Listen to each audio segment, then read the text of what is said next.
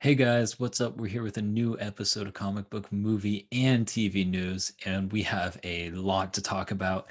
I mean, right after we record the episode, Kevin Feige decides to drop every bit of news possible. Leaks are coming left and right from Spider-Man 3, new casting in Moon Knight, the Peacemaker TV show has started, everything is going on, and we're going to catch you up right now. So, starting off, Spider-Man 3, I mean, so many set photos are coming out. I was recording this video 5 minutes ago, and then four more dropped, and so I had to start over again because there's too much going on. We have to keep you up to date. So we got the scene setting. This scene, it seems to be shot in New York at this bakery, and it's set around Christmas. And I was like, oh, cool. And now Zendaya and Tom Holland are together. Zendaya seems to be working at the bakery. And some people reportedly said they saw uh, Jacob Babylon, Jacob, I'm blanking on his last name, but Ned in the film, his character at the bakery too, I believe. I don't know if that's confirmed. I didn't see that in the set photos, to be clear. Uh, and then we got all these really interesting posters. And this is the really cool stuff that I love about films. The little details they put in on these posters, on these bulletin boards, and on these billboards. And we got stuff that says, like, paper saying defend Spider-Man, and other things saying, like, I believe, with Mysterio's face over it. Um, and all these really interesting things. But the one you may not have noticed or may not have heard about one the most is the one about missing children. They're missing kids. A lot of posters about missing kids. And I think this may be a plot point of the film. I think that's a very real possibility because remember, all this stuff that is on there is very, very intentional. So my question is, does this play into the script? Does it not? I have a feeling it does. Maybe it has something to do with the multiverse. Kevin Feige hinted in an interview, he said, our biggest hint about Spider-Man 3 is the title of Doctor Strange 2, Doctor Strange into the Multiverse of Madness. Well, I think the multiverse is coming, and I think something's happening to these kids. Maybe it has to do with the multiverse, maybe it doesn't. Um, but really exciting stuff to get all these news. And on top of it, it seems that the three Spider-Man being in the film may be a reality at this point. It really seems like it's more and more likely every single day. Um, and not only that, comicbook.com dropped a lot of news, and more we'll talk about later with the big guy from the MCU. You'll know who I'm talking about. But Charlie Cox's Daredevil is reportedly in Spider-Man 3 and reportedly finished shooting. Um, Now, I say reportedly because this isn't confirmed. I haven't heard this from any bigger outlets. And while comicbook.com is usually very reliable and I tend to trust them, I'm not 100% sure. So I don't want you guys to just take it as fact. But it seems like that could be very true. And that could play into the defending Spider-Man and the citizens defend Spider-Man movement that seems to be going on along with the Mysterio, you know, I believe. And I'm really curious how this is going to affect Tom Holland. And it seems like in the film, it's really, they're not, people were worried about, oh, they're just going to throw it away in the first 5 minutes of the film that Spider-Man's been villainized, right? And they have not at all. I think this is definitely going to play an integral part to the script, at least at some point. Whether it's the first act or the whole film, I don't know, but I think it's going to be important to the script and the story itself, which I'm really excited about. When they put that at the post-credit scene, I was working at a movie theater, and I'd come in, right at the end of each theater watching the post-credit scenes, and everyone would be like, "Oh my god!" You'd hear them coming out as I was going to clean the theater, and they'd be like, "Oh my god, that was crazy! Like, what does that mean?" And people like twirling their heads about what could be coming next and what the impact this has on Spider-Man and um, Peter Parker himself. You know, does he use a scroll to somehow work his way out of this? Is Matt Murdock by Charlie Cox his way out of this? Since he's a lawyer, you never know. It could be how it happens. Um, let's talk about another thing that came out from comicbook.com, and this has been more widely reported and confirmed. I think a Deadline might have confirmed this too.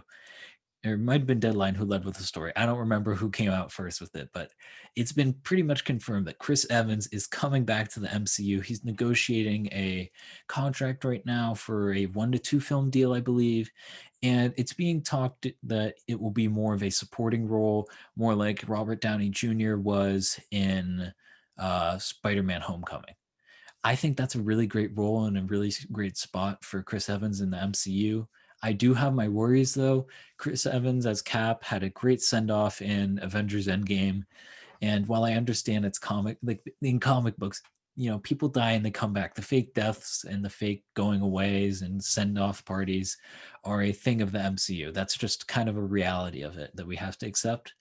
But at the same time, it feels like he had such a poetic ending at the end of Endgame, this 22 or 23 film journey that really felt impactful. And I understand fans' worries that by bringing him back, it may have like lessened that moment, that final dance he has with Peggy that feels so conclusive to the story. Um, but I think it's really cool that we have Captain America back. I love Chris Evans as an actor, so I think he is the heart of the MCU. You may love Tony Stark's Iron Man. Tony Stark may be the energy uh, and the wit and the humor, but Chris Evans is the heart. He's that moment in Endgame where he's ready to fight Thanos' whole army by himself. He's gonna die fighting. He's that sort of guy, and I think that patriotic sense of just pure heart and more like the pure perfect moral compass of the Avengers is something that could be really well utilized for maybe some of these younger Avengers that we're going to see up and coming. Moving on, we have another announcement, which is a villain in Moon Knight, which will be Ethan Hawke is playing a villain in Moon Knight. Now, we don't know who he's playing. He's playing the main antagonist. No idea. Unfortunately, Nick's not here. I think he's a little bit more familiar with Moon Knight than I am. I really don't know much about it other than Oscar Isaac is playing him. But this is pretty great. Ethan Hawke is a 2-time nominated actor, and he's a 2-time nominated writer, I believe, a screenwriter. So he's a really talented actor, and I'm really excited for him in a villain role. I don't know a lot about the role itself, but I think he could be really great as a villain because he's a great actor. And, I think the biggest thing is get great talent and they will help you with your story. They will enhance the story because that's what great talent does. We're going to move on to more of like a formatting news. So Kevin Feige was giving away a lot of stuff in interviews, being very careful about what he can give away and what to be careful, and really setting the audience expectation for these upcoming Disney Plus films.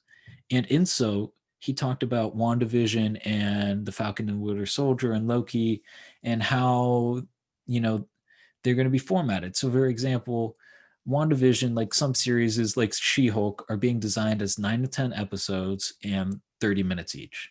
Now that's rough. He said, it's streaming, so we don't have to fit into with television breaks and all that. So one episode maybe 40, another maybe 20. But that's kind of their goal of doing 30-minute episodes each. And then he talked about the shorter runs like the Loki series or the Falcon and the Winter Soldier series, which are, I believe he said 45 to 50 minutes or maybe 45 to an hour for each episodes, but only 5 to 6 episodes. Now, I love that. I love that some of these are going to be more episodic, like WandaVision, clearly from the first 2 episodes. I won't spoil anything, but it's very episodic in nature. But it still does carry that through line that still makes it a whole series. But it seems like the Falcon and the Winter Soldier and Loki are going to be much more like a 6-hour movie, a 5 to 6 hour movie. And I think that's fantastic. And I think that flexibility is what makes Disney Plus such a great platform for certain characters and what will make these stories so much more interesting, because frankly with TV there is a opportunity to develop characters in a way you don't have just because of the time constraints of film. And I think it's going to be a great interaction and a great dance between film and TV.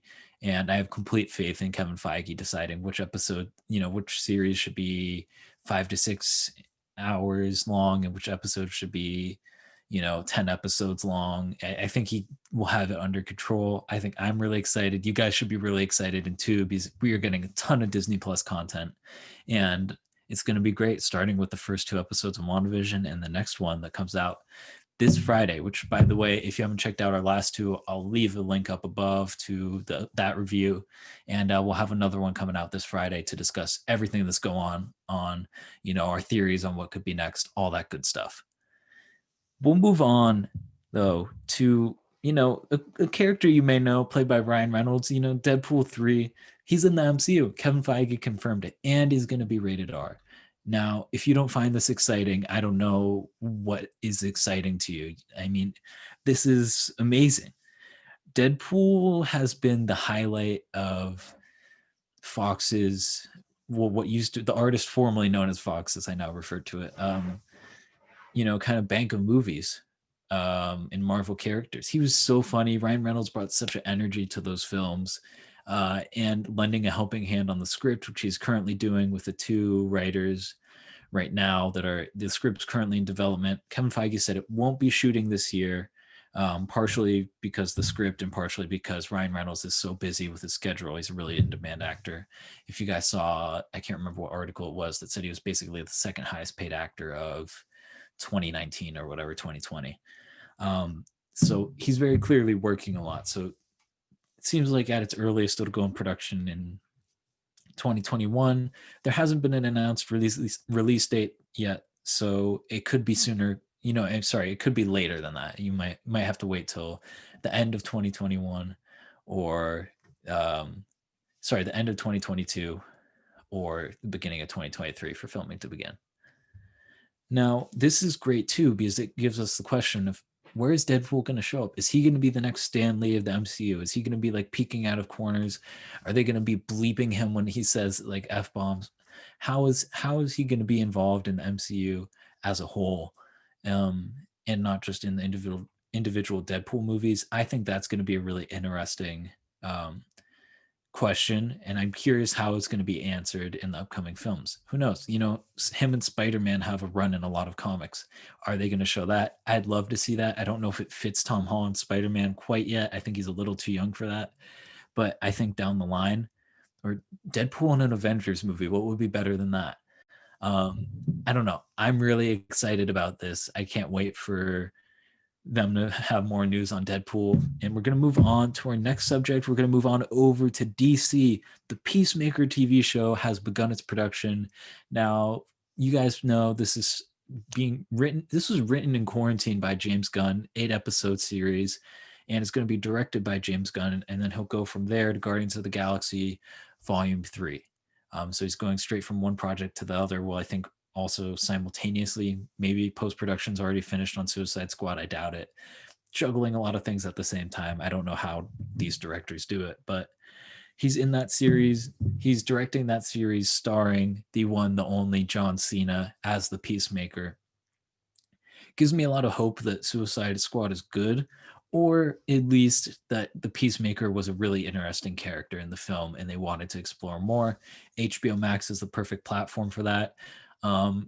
My biggest complaint about some of these streaming services starting up is that they haven't had enough content. And I think, any excuse to put out more content, especially when you have talent like James Gunn, go for it. And I think a 8-episode series about Peacemaker on HBO Max would be wonderful. And I am so down for it. And awesome that it's begun production, because that means we're not too many years away. We're probably like a year away from it coming out.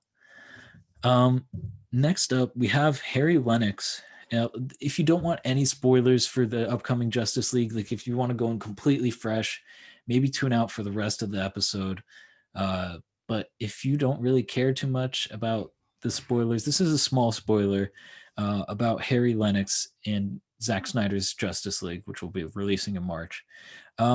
He's playing the Martian Manhunter. He confirmed this in an interview with Collider.